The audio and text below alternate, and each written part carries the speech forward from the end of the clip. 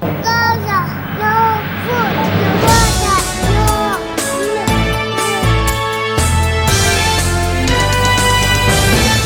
In the name of Allah, the most gracious, the most merciful. Gaza is the hungriest place on earth, and its entire population is at risk of famine, warns the United Nations, as desperate Palestinians are shot at, starved, and forced from their homes by the Israeli forces. The aid operation that we have ready to roll is being put in an operational straitjacket that makes it one of the most obstructed aid operations, not only in the world today, but in recent history. The UN Office for the Coordination of Humanitarian Affairs, OCHA, spokesperson, Jens Lark, said. Famine threatens people across Gaza as violence intensifies, border crossings remain closed and food is dangerously scarce.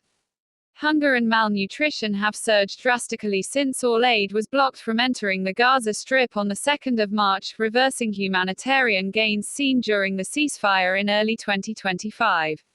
Since the limited resumption of humanitarian assistance into Gaza on the 19th of May, the World Food Programme, WFP, has only been able to bring in small amounts of life-saving food and aid. The Integrated Food Security Phase Classification, IPC, the global standard for measuring food insecurity, indicates that 470,000 people are facing catastrophic hunger. The entire population is experiencing acute food insecurity.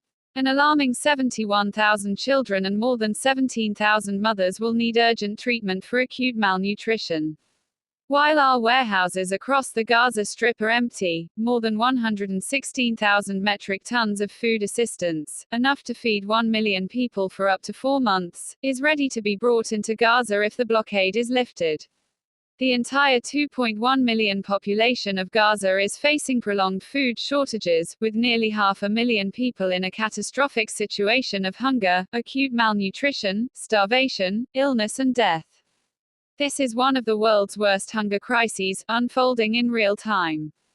The latest food security analysis was released today by the Integrated Food Security Phase Classification, IPC, partnership, of which WHO is a member. We do not need to wait for a declaration of famine in Gaza to know that people are already starving, sick and dying, while food and medicines are minutes away across the border, said WHO Director General Dr. Tedros Adhanom Ghebreyesus. Today's report shows that without immediate access to food and essential supplies, the situation will continue to deteriorate, causing more deaths and descent into famine.